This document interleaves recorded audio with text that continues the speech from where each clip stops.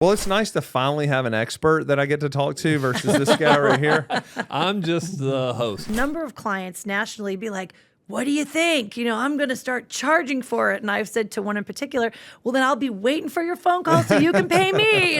In the wild west of emotional support animals, right? And all the stories we heard about turkeys on airplanes and emotional support chinchillas and all this stuff, it literally laid out, how do you verify them? Because we are the good guys. We stand between these tenants and some of our owners who are just not that good.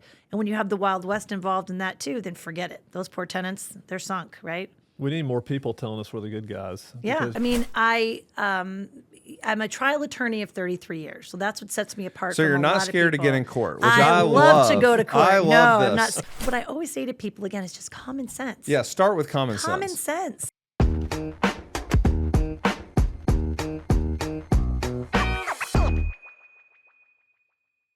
All right, everybody, welcome back to another episode of the Evernest Property Management Show. I am one of your hosts, Spencer Sutton, and today I have my co-host back in the saddle. It's been a while, Matthew. I mean, where have you been? Welcome back to the show. My 6-month crane break that I just took has had me out, and I was gone for so long I forgot where the office was. So I finally found it again. I appreciate you showing me. You do leaving look the breadcrumbs. refreshed. I see your long hair. This is really incredible. Yeah, I mean, I was surfing in California, Tahiti. Man alive. Yeah.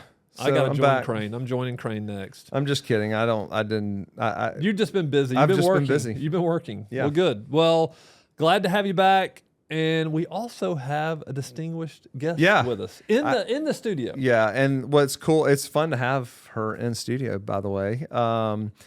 Yeah, so I mean, you in the NARPM and the property management world, you know, this lady needs no introduction. You've done such a great job of helping all the property managers and helping NARPM and just kind of like educating the industry. But we have Monica Gilroy here from the Gilroy Firm. Monica's firm is a national firm. Like, she represents clients all over the country, so that's pretty impressive. But she's from right over in Atlanta, so she's only a 2.5 hour drive from here. We use her on a bunch of different things. We've been sitting in the conference room talking about all Evernest problems, and man, and she can solve them. How she can get us out of jail. She keeps us out of trouble. So, Monica, welcome to the show. Thank you, gentlemen. I'm so glad to be here with you in person. You both just make my day that much brighter, and so thank you. I'm excited to be here. Well, it's nice to finally have an expert that I get to talk to versus this guy right here.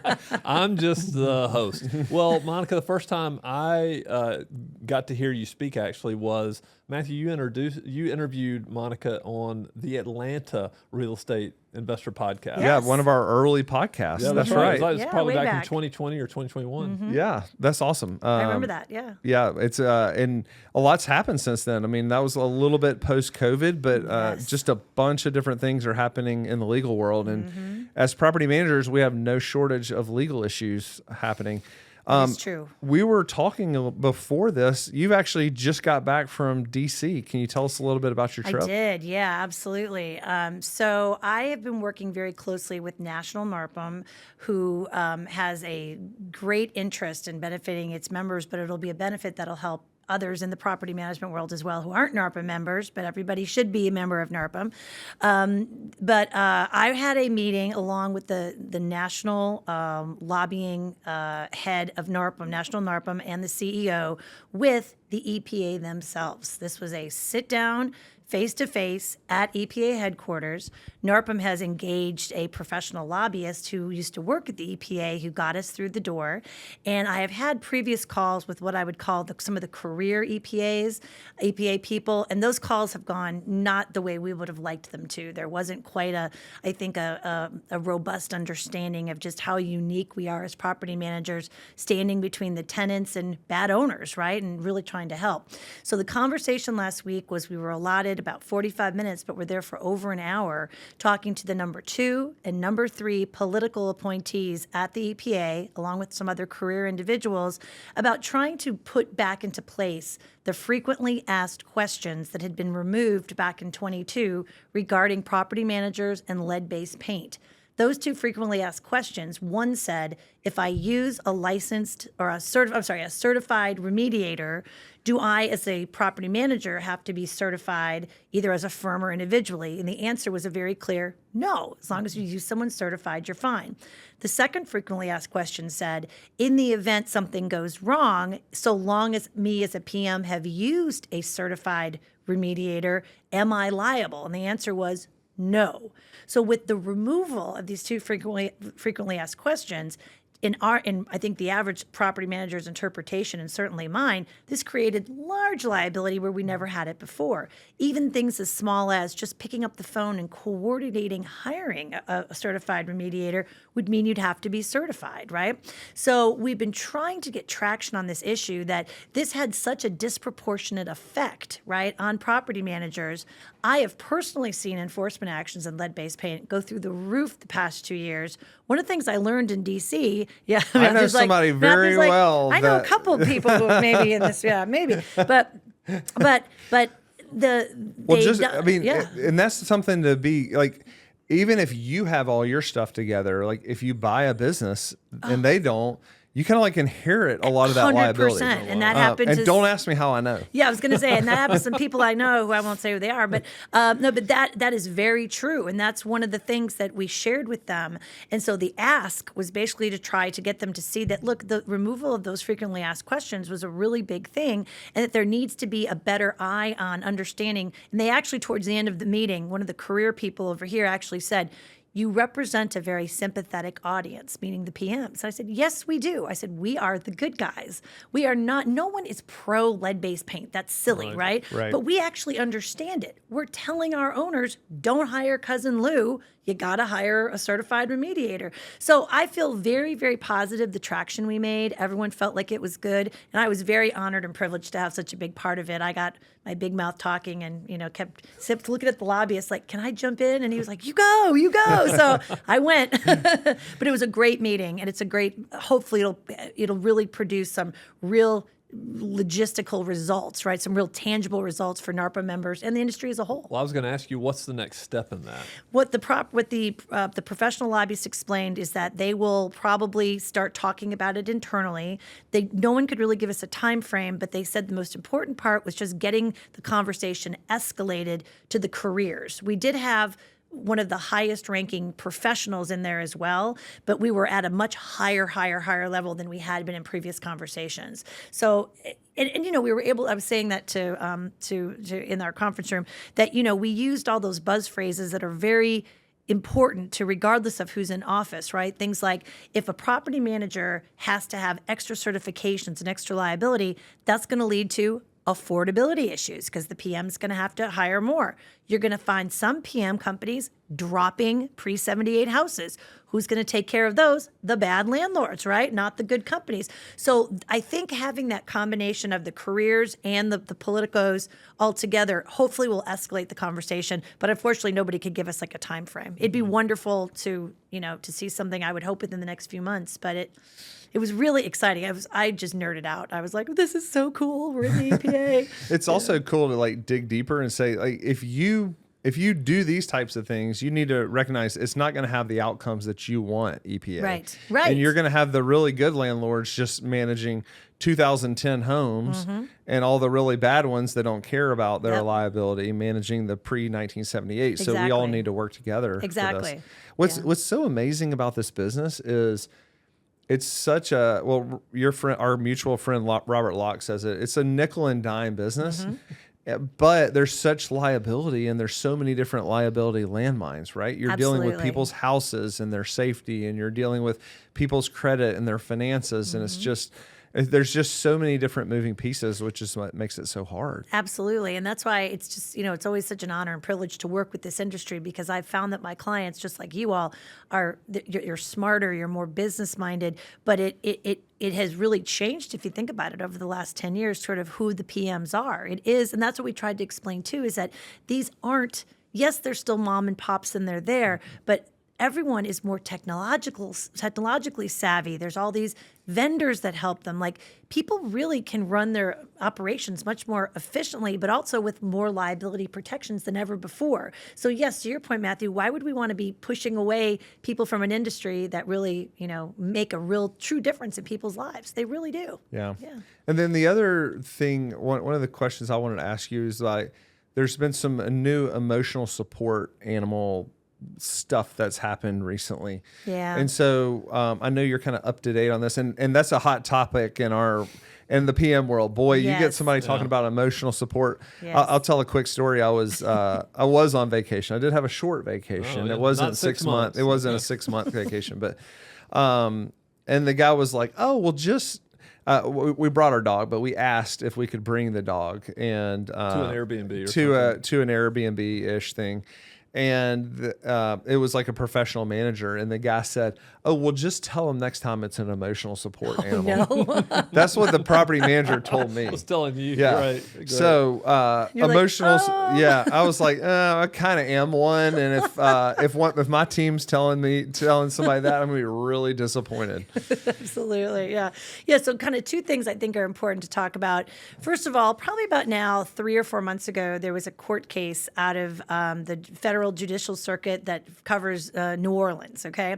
And the ruling there was, in essence, that a property manager / landlord could charge for an emotional support animal, for a properly identified and classified animal, which obviously flies in the face of everything that we know. Absolutely. Right? Like, shocking. Right. And so I had a number of clients nationally be like, "What do you think? I'm going to start charging for it." And I've said to one in particular, "Well, then I'll be waiting for your phone call so you can pay me." So what's important to know is that this judicial circuit is going to be extremely landlord friendly, right? It is not a judicial circuit where it's going to be a tenant friendly judicial circuit. If for you're example, in California and hearing this is not for you. Right. Or really right here where we are in the 11th Circuit. Not for us either, right? This is not going to help us. So yeah, exactly. So don't get too excited about that ruling. Yes, it's interesting, but I would be very careful, short of if you're even managing in maybe New Orleans itself, to make changes. But that to me was just, we shouldn't assume that that's a policy that is going to carry over into other courts. It's not what I've seen. The second one is a really puzzling, which is back in January of 2020, right before the pandemic occurred, HUD produced their very first guidance on emotional support animals and service animals for the year in 2020, and it was highly comprehensive. I called it a find your own adventure because it literally had little boxes on it that said, if the animal presented as a dog, go here, and it had like arrows showing it. And it did two things. One, it literally laid out what type of animals could be service animals. It gave definitions, it gave parameters, but more importantly, in the Wild West of emotional support animals, right, and all the stories we heard about turkeys on airplanes and emotional support chinchillas and all this stuff, it literally laid out how do you verify them, right? That it requires verification, and it gave lists of individuals like therapists, doctors, clergy, and it gave us as PMs the ability to push back and ask more questions. HUD was telling us it's okay to push back and ask more questions. You don't have to take it like my guy was saying on face value. On face value. Yep. For some reason, HUD withdrew that 2020 guidance. I have no idea why. So where does that leave us? I was thinking we don't know if they're rewriting the guidance or... We don't know. I don't know what they're doing. I've asked. I'll come back when I find out more. But someone said the other day, with it being gone, what should we do? And I said, well, I can defend you in a fair housing allegation if you still followed that criteria. Even though it may not be binding criteria, it still provides good best practices, right?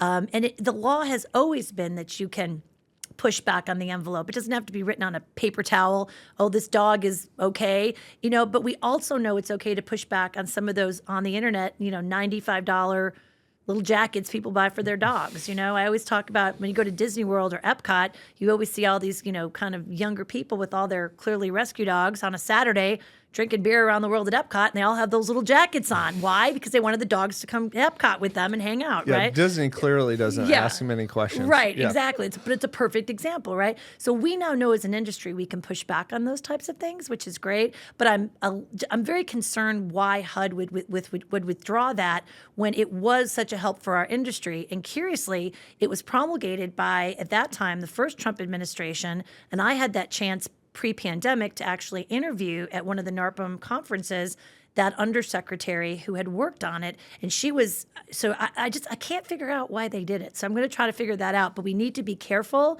And I wouldn't say change our practices or policies, still use that as a guidance. My advice used to be treat it like it's, the handbook, the definitive guide, because if I'm defending you, I can say, hey, they followed, Mr. PM here followed your 2020 guidance to the letter, to the T. So and maybe because I just don't know, how do you verify, right? I mean, how do you verify and say, yes, this is an emotional support animal, right, and it's okay? Right. What I've always said is a lot of it is common sense, right? If you get a letter from a medical doctor saying, I'll give you a real life example. There was an enforcement action out of Chicago, okay? And they moved into a high-rise apartment, and the little boy had autism, and he petted a bunny. He had a little rabbit that he petted, right? The boy had letters from his medical provider, his therapist, his psychologist, his teacher, all these things to the property manager and the owner of the building saying, Timmy needs to have the little rabbit, and pet the rabbit because that calms his anxiety. They refused it because a rabbit wasn't part of the, quote, allowed animals, which, again, what do we know about emotional support animals? They're not animals. Pets, right? Yeah. They're not pets, right? Exactly. Yeah. They're like members of the household. They're not animals. Exactly.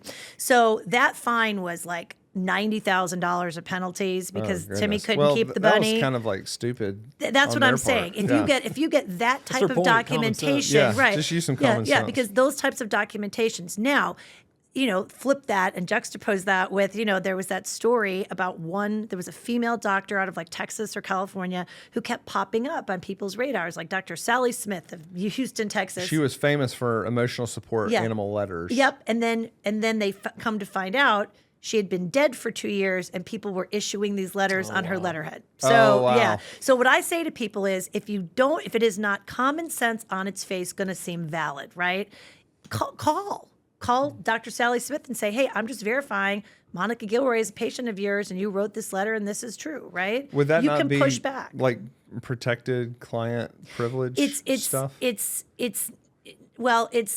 your role. I guess, did you write this letter, is a reasonable request? And they can say yes or absolutely. no. I see what you're saying, like a HIPAA violation. Yeah. No, I mean, if that's going to be relied upon by a third party, I think you have every right to ask, is this real? Did you write this letter? Because most people don't say, Monica Gilroy needs the cat because she has named the medical condition, right? It just usually says, this will certified Monica needs the cat, Got right? It. Like it didn't say the little boy has autism probably, but maybe in some of the letters it did. But remember, that's a great question.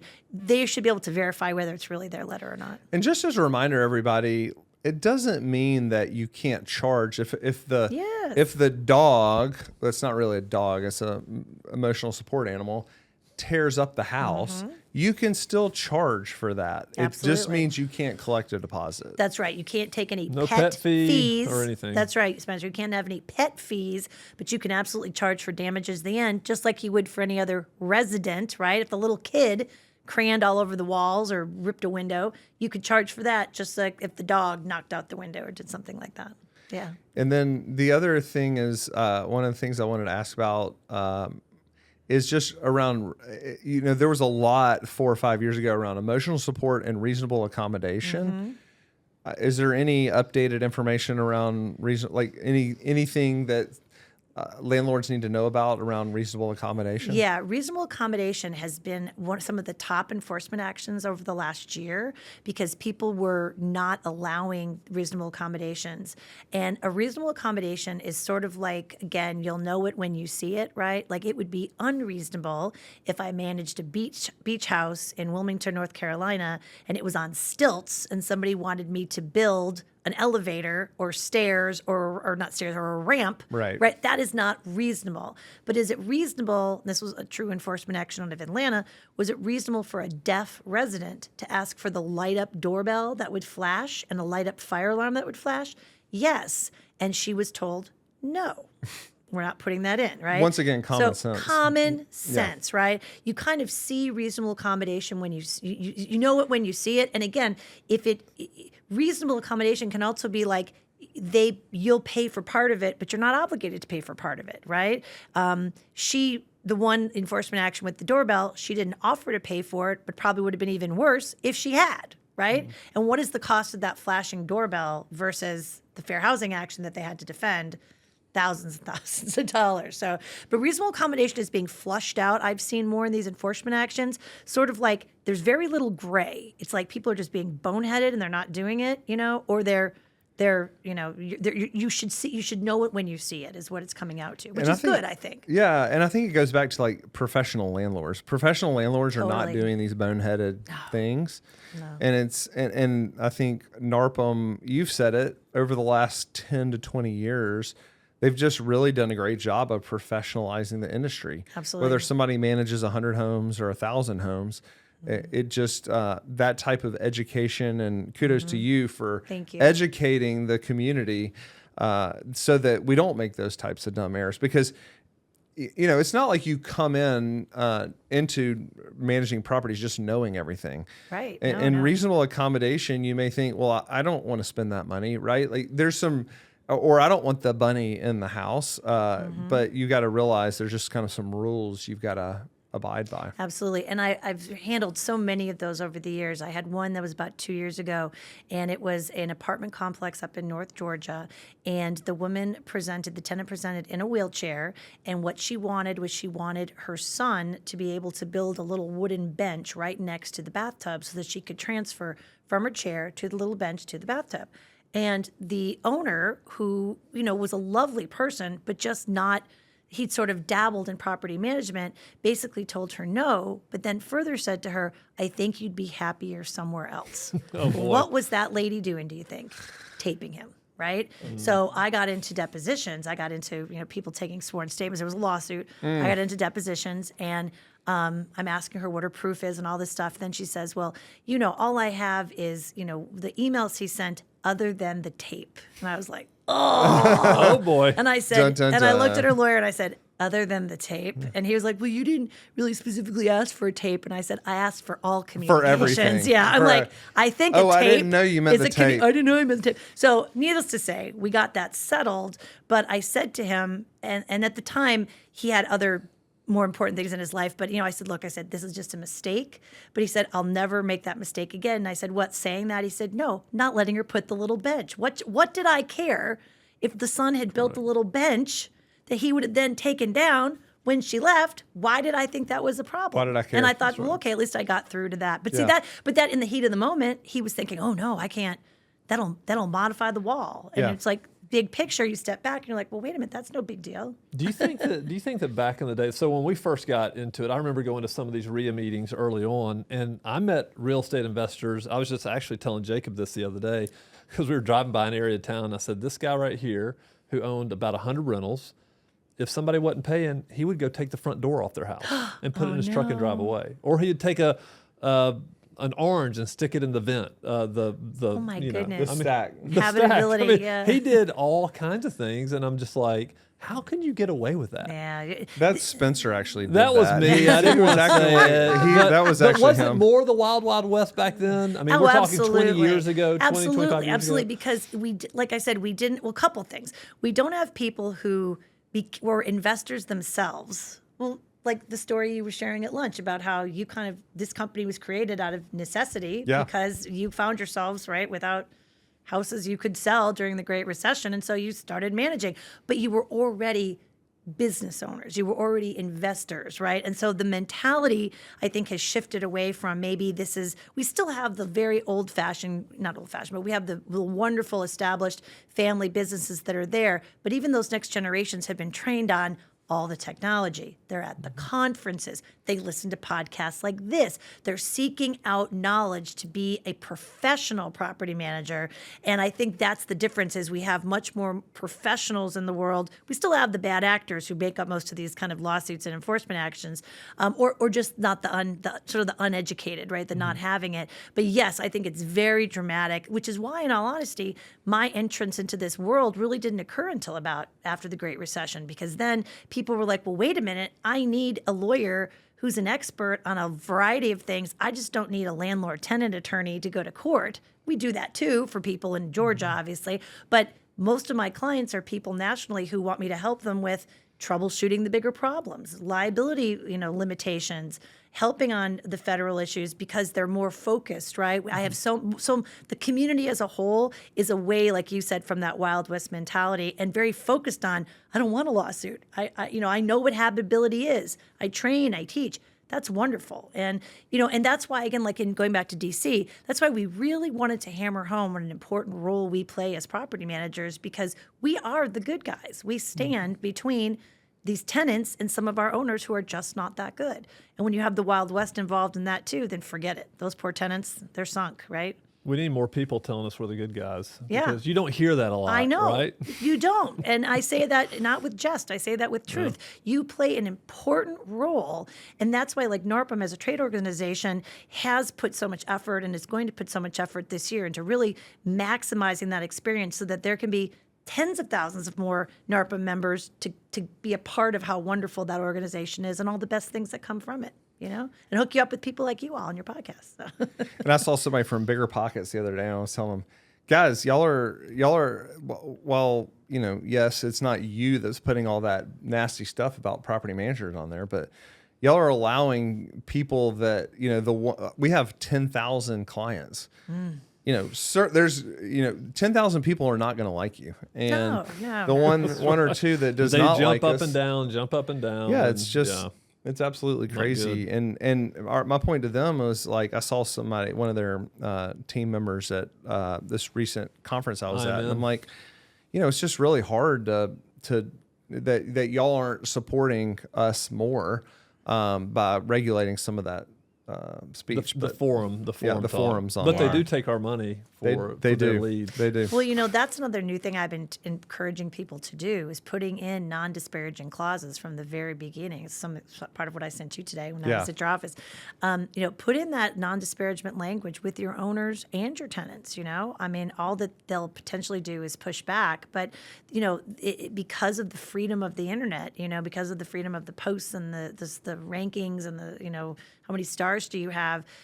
Sometimes they do go too far. They really do. And, it's okay to say that, something that's disparaging you about your, like I had somebody who was called a slum landlord where, that has almost like a criminal, like kind of like the guy with no doors and the orange. Right, that's habitability. I mean, he is breaking the law by not letting it be habitable. And I said, you should push back on that stuff as PMs, that, it's not appropriate to have that. So maybe trying to troubleshoot that with some, non-disparagement language from the very beginning. In two ways, obviously. You're not going to bash the owner either. You're not going to say, this is the worst owner ever. But it's something to be said about seeing if maybe that's a good addition to your property management agreements. We don't do that right now, do we?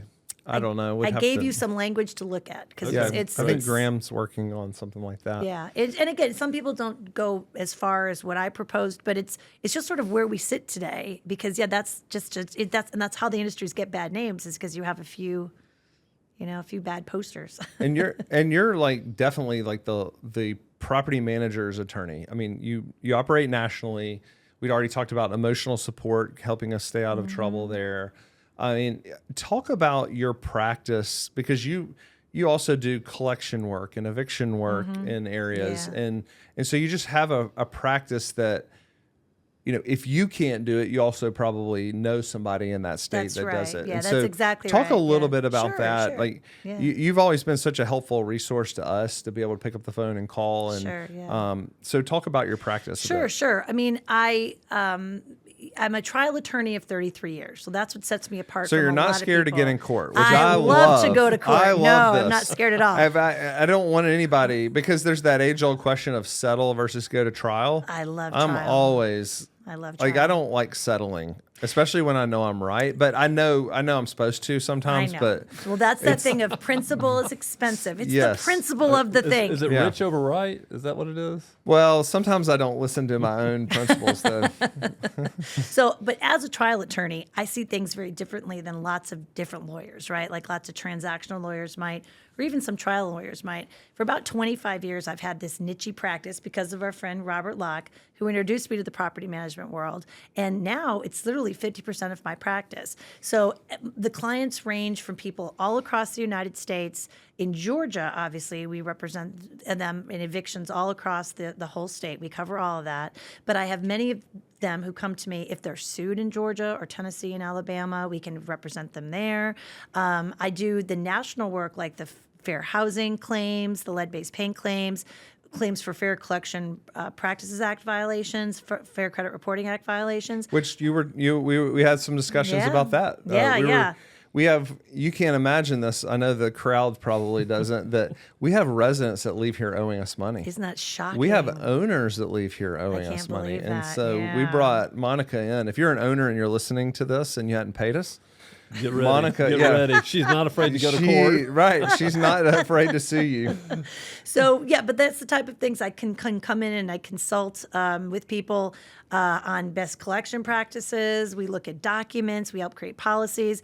But I really love a good lead-based paint or fair housing claim, and I do those literally all over the country for people because that's federal law. So I'm licensed to practice in every federal court by virtue of how I'm barred. I'm actually a member of the United States Supreme Court, which I'm so old that not many people still can even do that anymore. So, but it's kind of cool. But when you have a federal question, having a specialty like me is great. And I do, as you said, I love to teach and speak. I'm the child of educators. My dad is still with us, retired professor. My mom was a college assistant dean. My aunt was a school teacher for 45 years. So I love teaching, speaking, educating. It's my way of really giving back as a professional. So I love any opportunity like this to come and share the knowledge. But I do love being resources for folks all over the country when they have legal problems. Talk about some fair housing. You don't love these when they knock on your door, but I mean, just to educate some of the crowd, like, what are some fair housing things that are interesting that are happening that maybe you Sure. can educate? Yeah, there's still the number one leader of all the claims that HUD prosecutes, right, is still disability, right? And that runs the gamut from the emotional support animals to like the deaf lady wanting the doorbell. But that is still the number one bucket of claims. And if you ever really can't sleep at night, you can go to the HUD website and you can put in fair housing enforcement actions, and bloop, up comes the Well, list. I think that would keep me from sleeping. Yeah, the rest right. of right, it. Yeah. right. If, Some Depends people- on who if you are. don't need to sleep, maybe Right. if you're taking I a could long sleep. drive. I could read it and sleep. Right. Yeah. So it basically has press releases for claims they've just brought, and then what are called conciliations or settlements for claims that they've prosecuted. Now, I'll go down a path for a minute. Conciliations are kind of a rough thing for me because when you conciliate in a fair housing claim, it's not confidential, right? So like if I have a lawsuit and I settle it for a client, I can write in, this is confidential, you can't tell anybody. HUD will not give confidentiality care. because they want you on that darn Yeah, website. they Now, you want- may not be a press release with Channel 2 running up your driveway. Yeah. I had one of those once. But years they want to ago. nail you to the HUD wall. They want That's your right. picture on the HUD wall. There That's you go. exactly right. There you go. So when you look at all those most recent ones, it's still definitely disability oriented with reasonable accommodation, people not dealing with the emotional support animal. There was another example out of Florida where the son wanted to move in to be the caretaker for the elderly mother, said that he would pay rent, and they said, no, we cannot allow it because you're not on the lease. He said, well, put me on the lease, and they wouldn't do it. That's just dumb, right? Yeah. That's just Dumb. That's stupid. not It's smart. like the doorbell, right?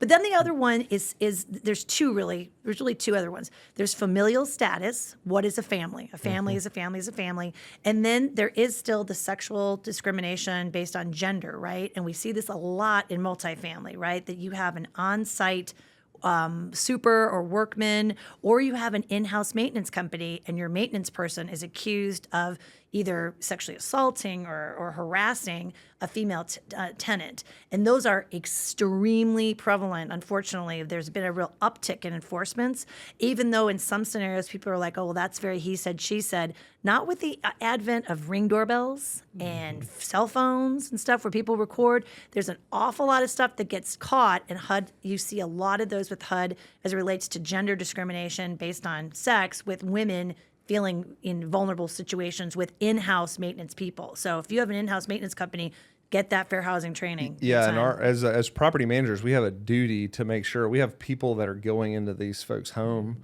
Yep. And like even going in with underage children That's a whole versus nother, parents not being there, like all this stuff is just I wouldn't do absolutely it. terrifying. Yeah, I'd have protocols on all that stuff. Well, and it's not even just W-2, right? Like we're hiring technicians and you've got to make sure that you're vetting professionals and that you don't have some random, chuck in a truck going in to somebody's house. Absolutely. A far cry from when we started, when it was just like, find the truck in the street. Yeah, who's the cheapest person? I don't think like safety hasn't changed. It's just our view of it as we've done this longer, right? Well, it's the view of liability, right? It's you're like me with being the trial attorney eyes. I see the banana peels people are going to slip on everywhere. You guys are seeing those banana peels too, and you're like, uh-oh. That's going to be a bad thing. Yeah, we were solving for how do we get this done as cheaply as possible. And we, when you think about John and Blake, those were some of our early maintenance technicians. They were good people. Guys. That's right. I mean, we didn't pull their credit, but we knew they were good people. And you have such an intimate relationship with your maintenance technicians when you're a solopreneur and running the business. Absolutely. Yeah, for sure. As you scale the organization, you want to make sure you're getting the right people walking into these homes. Yeah, definitely. The other thing, this is sort of a tangent when you said 1099, the other thing I've been handling for people across the country, and I had a big one in Atlanta, is you've got to be really careful how you're characterizing people who are your vendors, right? Because there's some companies that are thinking just because someone is a 1099, is paid via a 1099 versus a W-2 tax form, that doesn't make them, therefore they're absolutely not an employee. And the Fair Labor Standards Act, right, another federal law, has a whole criteria of when someone who is paid as a 1099 is still considered an employee. You're telling them where to go every day. They're wearing your shirt, your logo, right? Yes. Maybe you're tracking their truck. Yeah. And these are costly lawsuits. We see this a lot when we buy companies. A lot of their maintenance techs are on 1099s, and they're 40-hour-a-week 1099, and it's being like, told where to go every single day. Yeah, staff meetings. I had one where there was a staff meeting, and I was like, "Oh my gosh!" Yeah. So 1099 staff meeting. Yeah. So So I think the lesson is don't assume just because you're paying them via a 1099 that the law wouldn't they're called classification suits, might not classify them differently, because again, it's big money if you screw up. It's interesting because you brought up something else. I actually recently found out, and obviously our HR team knew about it, but doesn't reasonable accommodation also carry over to employment? It does in some capacities, Yeah. yes.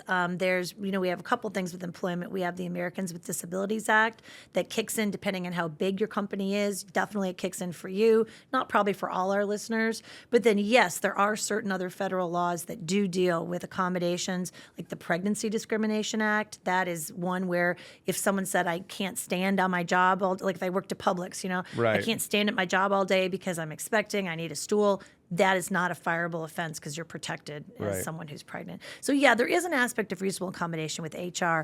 But what I always say to people, again, is just common sense. Yeah, start with common sense. Common sense, For right? sure. If someone says, I need, I'm 9 months pregnant, can I work from home today? And there's no reason why they can't, let them work from home. Yeah. And if you're concerned about it, put it in an email. I'm letting you work from home today as an accommodation, but this does not change your regular work schedule. Common sense. Do you think golden rule? Do you think I have a case? I've asked Matthew to move the office closer to my house.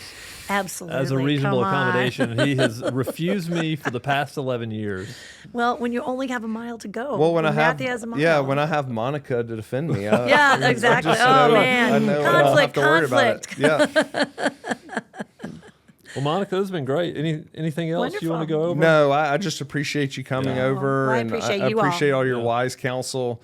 It's nice to have somebody that knows so much about what we do. And, sometimes when you hire, especially when you get into this business, you hire attorneys and that you realize man, they just don't really understand what we do, right? And you're kind of like, they're learning on the job with you. And I'm sure at one point you were learning on the job with some folks, but today you know a lot. And so I admire what you've done and your firm that you put together. I think that, if anybody's dealing with like a fair housing issue or one of these federal things that we've talked about, I know that they should at least pick up the phone and call you. And I'd love it. Get some of your advice. Absolutely. Yeah. GilroyFirm.com. And no, thank you for letting me come. It's always great to be with the two of you. Fantastic. And here in person is great. Yeah. Thanks for coming to Birmingham. It's better in person. I was going to ask you, how can people get in touch with you? Gilroy? Yeah, it's Gilroy. It's www.gilroyfirm.com. There's actually a whole landing page for property management. It's got products, tapes, classes. It's got forms if you need those. So there's lots of good stuff on the website, thegilroyfirm.com. So Keep you out of trouble. Keep you out of trouble. I love it. Awesome. Trial attorney at the end of the day, though. That's right. But if you do, she knows how to fight. I will fight. Yes, yes. They call it Mean Monica. That I'm really nice. She'll flip a switch. But when Mean Monica needs to come out, I have some people who'll text me like, "I need Mean Monica today." Oh, I'm like, nice. You got it. M. Yeah, There you MM. go. So Awesome. thank you, y'all. I really appreciate it. Yeah, thanks for joining us. Absolutely. All right, everybody. That's it for this episode. We will be back next week with another episode of the Evernest Property Management Show. Bye, everybody.